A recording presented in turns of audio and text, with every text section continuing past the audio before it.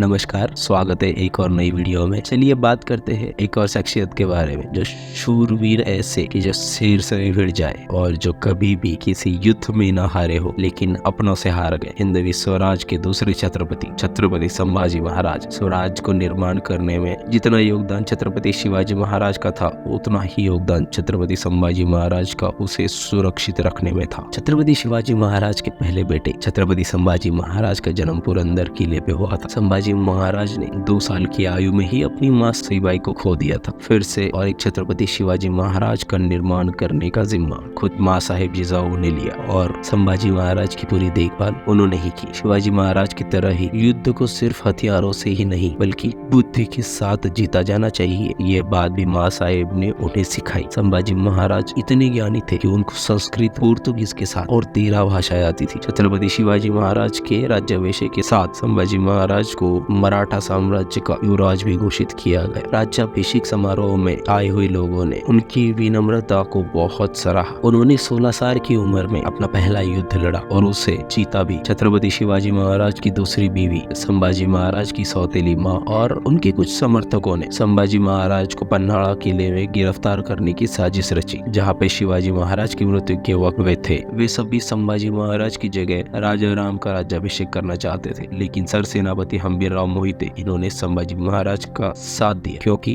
वे सिंहासन के असली हकदार थे। और अन्य दरबारियों जैसे हिरोशी भोसले, बालाजी आवजी और रूपाजी माने इनको सोयराबाई का समर्थन करने के लिए गिरफ्तार किया और उन्हें युद्ध हाथियों द्वारा कुछ चलकर मार डाला गया। यह मुख्य रूप से हंबीरराव के समर्थन के कारण संभाजी महाराज सिंहासन पर अपना स्थान सुरक्षित करने में सक्षम थे। संभाजी महाराज ने अपने छोटे से जीवन में इतने उल्लेखनीय काम किए कोई आदमी अपने पूरे जीवन काल में न कर पाए। इसी कारण उनका पूरा भारतवर्ष पे बहुत बड़ा प्रभाव पड़ा। इसके लिए हर एक भारतीय को उनका शुक्रगुजार होना चाहिए। औरंगजेब की 8 लाख की मजबूत सेना का सामना करके और युद्ध के मैदान में कई मुगल सरदारों को हराकर उन्हें पीछे हटने पर मजबूर कर देने वाले खुद छत्रपति संभाजी महाराज ही थे। इसी कारण औरंगजेब महाराष्ट्र में लगा रहा और बाकी भारत उसके आतंक से मुक्त रहा। संभाजी महाराज के शासन समय में औरंगजेब पूरे 27 साल तक दक्षिण भारत के युद्ध में फंसा था। इससे उत्तर भारत के बुंदेलखंडी, पंजाब और राजस्थान में नए नए हिंदू राज्य स्थापन होने में मदद मिली। दक्षिण कोंकण में मराठों ने संभाजी महाराज के शासन काल में अंत तक संगमेश्वर, राजापुर, पन्हाड़ा, मलकापुर, खेरड़ा, परगढ़, कोपल,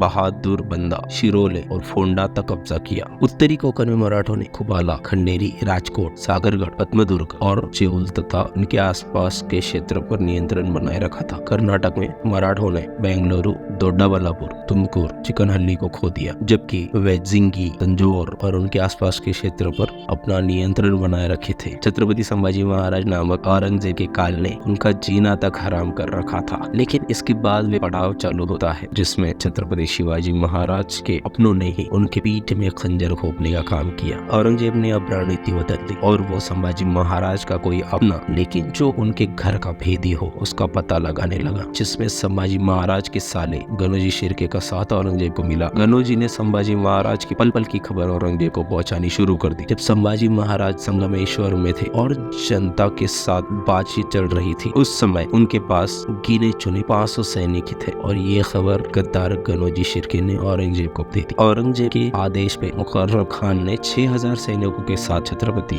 संभाजी महाराज को बंदी बना लिया। वहाँ जो युद्ध हुआ था उस युद्ध में संभाजी महाराज के साथ उनका एक पक्का मित्र और उनके साथ बलिदान देने वाला शख्स कवि कलश को भी पकड़ लिया गया। अब जबकि 9 सालों तक औरंगजेब खुन्नस खा के बैठा था तो उन दोनों को ऊंट पे उल्टा लटका के नगर में घुमाया गया और फिर उसके बाद संभाजी महाराज और कवि कलश को औरंगजेब के सामने लाया गया। औरंगजेब ने संभाजी महाराज से 3 चीजों की शर्त रखी। पहली, पूरा मराठा राज्य मेरे हवाले कर दो और मेरे गुलाम बन जाओ। दूसरी, मेरे किलों से जितना भी खजाना लूटा गया है पूरा वापस कर दो। और तीसरी, हिंदू धर्म छोड़ के इस्लाम धर्म का स्वीकार कर लो। लेकिन छत्रपति शिवाजी महाराज का खून राजमाता जिजाऊ के वीर पोते, वे इतने शूरवीर थे कि मौत के भी आंखों में आंखें डाल के देखा करते थे। उन्होंने औरंगजेब की एक भी शर्त को ना मानकर मौत को गले लगाना सही समझा, जिसके बाद औरंगजेब ने अपने क्रोध में क्रूरता का वो वहशीपन दिखाया कि अच्छे अच्छों के रोंगटे खड़े हो जाए। जिसके बाद राजे और उनके 2 दोस्त ने अन्न जल का त्याग कर दिया, लेकिन औरंगजेब ने उनके नाखून उखाड़ना चालू कर दिए, आंखों में मिर्ची डाल के पानी के लिए तरसाना शुरू कर दिया। और फिर वो क्रूर वही नहीं रुका, उसने गर्म लोहे की सलाखें उनके आंखों में घुसा दी। उसके बाद धीरे धीरे उनकी उंगलियां काटना शुरू किया, बालों को खींचकर उखाड़ दिया गया। इसके बाद धीरे धीरे उनके शरीर की खाल उतारना चालू की और उनकी जबान तक काट दी। फिर भी औरंगजेब उन 3 शर्तों को पूछता रहा, लेकिन वो भूल गया था जिसके सामने वो खड़ा है वो छत्रपति शिवाजी महाराज का छावा छत्रपति संभाजी महाराज है, जिन्होंने अपने आखिरी सांस तक उसकी कोई शर्त को नहीं माना। ऐसे करते करते